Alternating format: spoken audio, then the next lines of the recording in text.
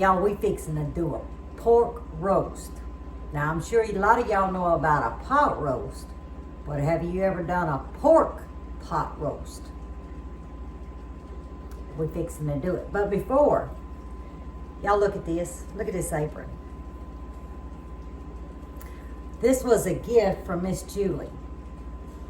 And a lot of you may not know, and then again, you may know Apron Strings, Miss Gay. She has a YouTube channel. Wonderful lady, great cook. Miss Gay makes these. And my good friend Julie got me one of the prettiest ones I could have ever asked for. It's all about Louisiana, y'all. And most of you know, I'm a Louisianian. I just transplanted to Kentucky a few months ago. So, this does make me feel like I'm at home. I can look and see all the crawfish, the shrimp, the bell peppers, the hot peppers, everything that makes me think Louisiana. But I'm gonna turn the camera around. What I did, just like I did last time, I put everything out. It shortens the video, but it also lets you get your list, you know, your grocery list, if this is a recipe you want to try. Then again, you probably already have everything in your house. It's very simple, but I'll turn it around, show you everything you're going to need, and pork pot roast. You can't beat it. Starting from left to right, we got a pork butt roast. Now in that silver pot, all I got is some cold water. You'll know what I'm going to use that for in a minute. Then I'm going to try to turn this here. And we've got, let me get around here. We got 1 large medium yellow onion. We got 3 garlic cloves that I've minced. I've got 4 carrots that I've peeled and chunked. We've got 2 celery stalks. And we have 3 Yukon Gold potatoes that I just quartered. Salt and pepper, Creole seasoning, Country Bob's. It's just a steak sauce. You can use an A1. You have Worcestershire, 2 bags of Lipton onion soup mix. And this is dry roux, okay? If you don't have it, I'll tell you what else you can use. I got the camera down so you can see. First thing you want to do is you want to just move the Worcestershire, the A1, or like I said, the Country Bob's. It's just a steak sauce. Your onion soup mix, your dry roux. You want to kind of move that on out the way. You're not going to be needing it right now. Let me go ahead and get it all out the way. Now, the reason why I had this bowl of water is because it's going to be a good hour to hour and a half before we need these vegetables. So this is just cold water. And then yes, I am going to do the celery too. This I'm just going to put in a bowl for right now because I'm fixing a movie and show you what we're going to do with the meat. Okay, all I've done is I've got my pot heating. There's no oil, there's nothing in this pot. I'm going to get it on about a 6. It's electric stove. So that's all we're doing is just getting it hot. There's no oil in it yet. But I've already done some for you. But I come into this roast and I make slits in it. But see, I left the center so I can show y'all. You want a sharp knife, a dull knife, get you cut. Now you see how I've done that? I don't know if you can see that or not. I think you can. See, it's got slits in it. And I also did over here by the bone. I got one sitting over here. Now, if I wasn't making a pot roast and I'm just making a pork roast, I would have stuffed and made little pocket holes and stuffed garlic in it. But what I'm trying to do, let me get some in this hand since I done played with the meat. This is Creole seasoning. Now, it's got salt in it. Remember, we're using the onion soup mix. It's got salt in it too, so you're going to have to be careful with your salt. But I'm just going to come in. Just going to get it all in these little crevices that I've made pockets with. And I'm going to rub it in there.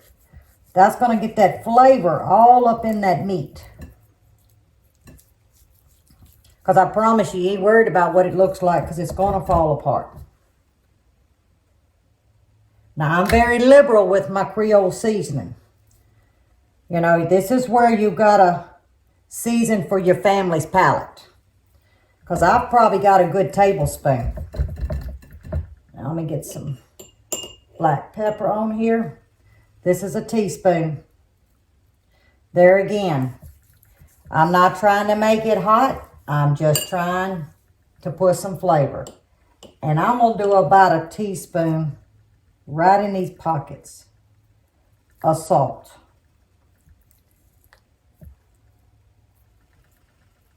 There we go. Now, if you're using utensils like that, make sure now you wash them. All right, we are ready to go. I'm going to bring it down. I'm going to show you what I put in this pot and what I'm going to do with this roast. Okay, y'all, my pot is hot. It's not smoking hot. I'm going to come in with just cooking oil, vegetable oil, cooking oil. You can use avocado oil or olive oil. I don't care for olive oil when I'm making a pot roast. So I'm going to come in and coat the bottom. And let me count. About 3 tablespoons because I want the bottom of this pot to be completely coated. Okay? And you're probably asking why I didn't do the other side of the pork roast. Well, a Boston butt has a lot of fat on it. Okay? That's flavor. Now, I don't cut mine off. But if you try to season that, it's not going to stick to it. Not when you're putting in, you know, gravies. All right, I'm going to go in. The flesh down, the fat up.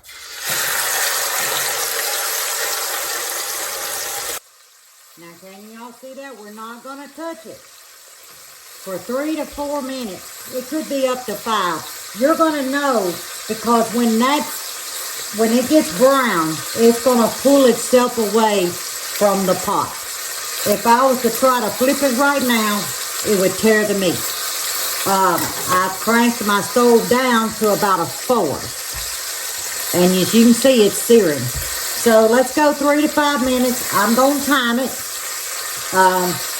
Now, this is a 3-pound roast. In case some of y'all are asking, it's just Buddy and I. So this will give us a good supper. And then we'll have leftovers. We had 3 minutes, y'all. And I noticed it will pull away. So, now that we know that, I also noticed that I have quite a bit of flesh on the other side. You know, remember, that's that fat. I don't season it, but I noticed I got a whole lot of meat over here. So, I'm going to hit it with a little bit of Creole. All right, now we're going to get this thing turned. Oh, yeah. Look at that. If y'all could smell this. Now we're going to let it brown as well. And then what I like to do is take mine and put on each side, turn each side, you know, up on each side, brown the other side. So I'm going to get everything brown. And then I'm going to put it over in this pot. We're going to go to the next step. Look at that color. Now we're going to get it over. It's made. I'll tell you what I'm going to do. I'm going to take 2. It's going to end up tearing, but I don't want it to tear right now. Okay? Y'all, that is nothing but pretty right there. We're going to get it over here in this bowl. Can y'all see down in here?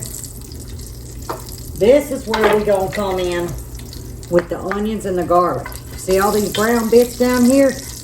It's going to pull them up. Remember, that was 1 large yellow sweet onion diced and 3 fairly large garlic cloves diced. You don't like that much garlic? Leave it out. Now I'm going to put it on about a 4. No, between a 3 and a 4. Now you notice I'm not putting any salt down in here. But as these start sweating, they're gonna help get that brown up. In Louisiana, we call that a gratin. And let me tell you, whew, these onions are potent.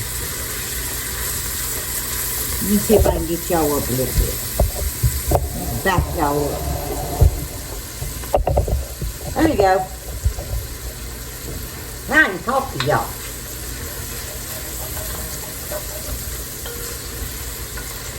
It's coming up, y'all. Of course, I'll bring you back in and get ready to add the good stuff.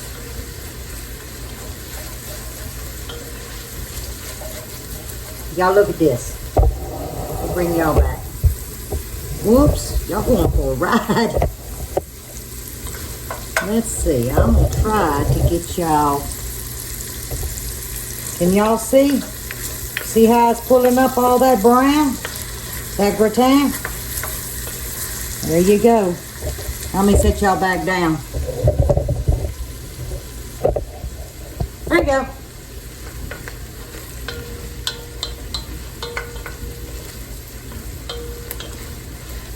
Okay. This is smelling right. I'm gonna let this go about 2 more minutes. I'm gonna get all the good stuff together. And we're fixing to get that pork back in here, get it covered. And patiently wait for an hour. Okay, you remember those seasonings? Well, to this cup, this measuring cup, I got 2 cups of cold water. Now, you can use chicken stock, but it needs to be a low sodium. So I opted for water. So I got 2 cups of water, 2 packages of that onion soup mix. There's 2 packages that come to a box. 2 of those.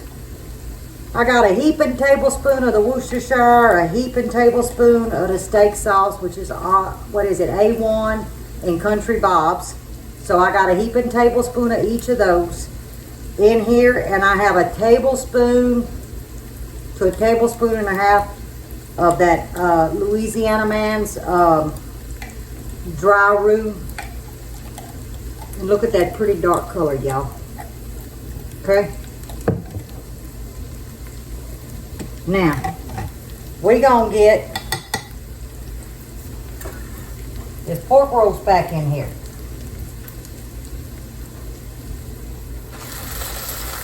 Oh, yeah. Now, y'all don't forget these drippings that's in here. That's flavor.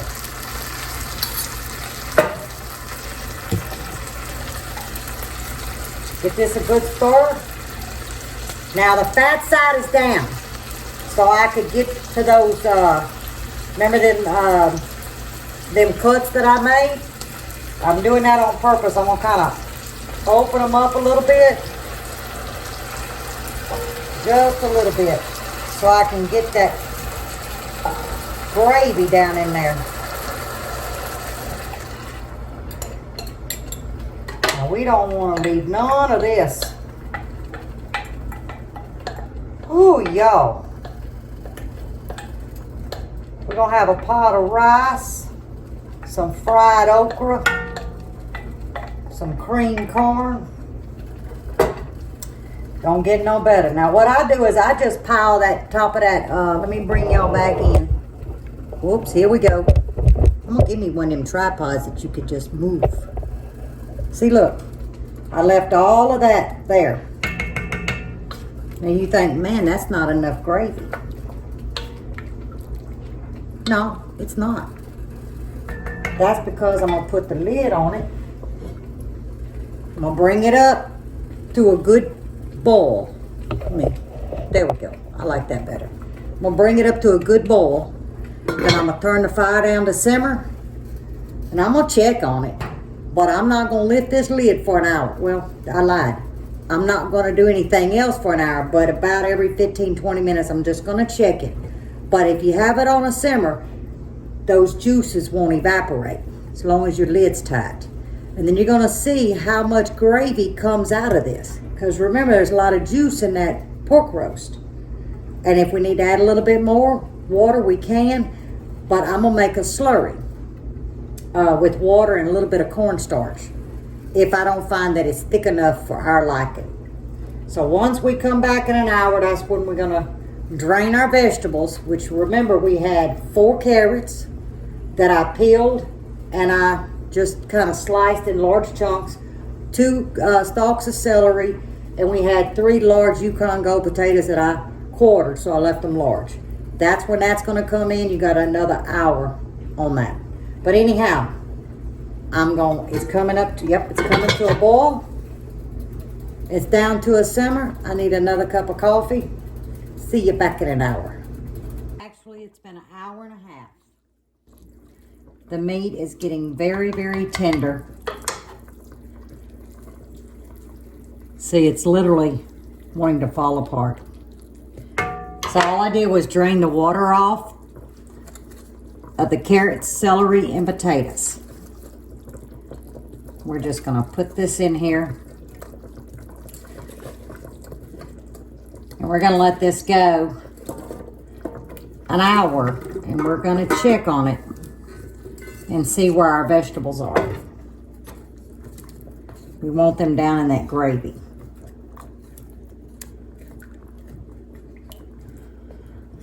If you've never had pot roast made with a pork, but it is fantastic, y'all. Okay, we've got all the vegetables tucked in. There we go. The vegetables are tender, and now it's time to thicken up this good broth. Now, all I've got is a heaping teaspoon of cornstarch. And to it, I'm only gonna add a few drops of water. If I had to guess, maybe a teaspoon. And you're thinking, that's not a slurry. It will be. You want just enough water to have it pasty. See? This is going to be similar to tempering, like you would do, you know, raw eggs into something hot. So I'm going to come in with my ladle, and I'm going to get a ladle full.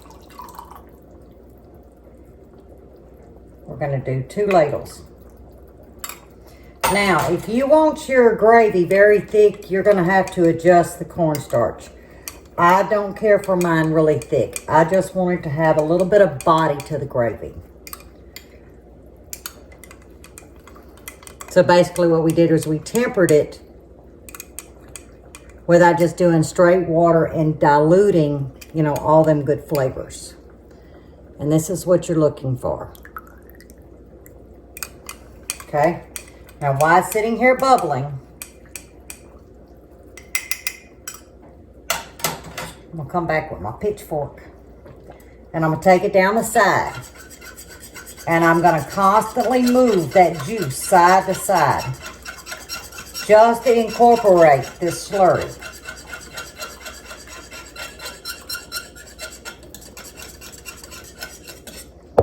I'm gonna let this go about 30 minutes, turn the fire off, and it's ready for supper. I've got to get my rice, my fried okra done, and we can plate up, y'all. And it was just that simple. No lumps,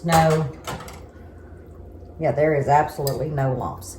But if you do that, if you add, I would say a heaping teaspoon to a good teaspoon of water, just cold water, room temperature water that I keep in my kettle, and you mix it well. And then come in, so what was that, about a half a cup of the actual broth that's in here, and you tempered it down, and then you brought it back into the pot. Yep, I would say we're done. Everything's tender. I don't want it mush. I don't like a mush carrot. I want a carrot to still stay on this fork, but yet it's tender enough to cut with a fork. And that's how we prefer it. We're gonna let it simmer and we're gonna plate up.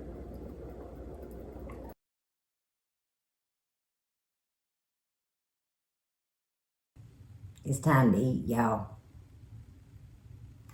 It's worth it. Now, I know some of you may not have the time to, tend to this.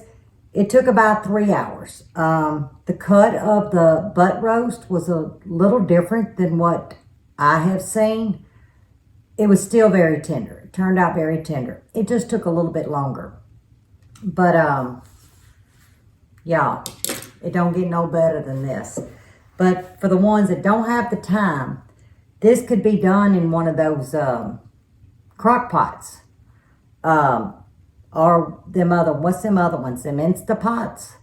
I'm sure you could tweak it and it would do just fine in one of those. Basically, it's a simple pot roast. I just choose to use a pork cut. And we have some fried okra. That was from Louisiana. We brought back 3 bushels. We moved up to Kentucky from Lester's farm. And this is fresh corn that I basically just pulled out and heated up. That I had put up. I've got a video, I think, in the canning section of corn. But y'all, it's time to eat. Hope you try it. Buddy's on his way in. So I told him, look, I'm going to go ahead and finish the video. Get my plate. His plate's sitting over there, so he's coming in to eat. But if you're new to the channel, subscribe. Hit the notification bell. That way you don't miss any videos that Gemini Homestead puts out. But until next time, let me get me a little bite. Bon appetit. Yeah, camera gotta go. What you talk about? Bye, y'all.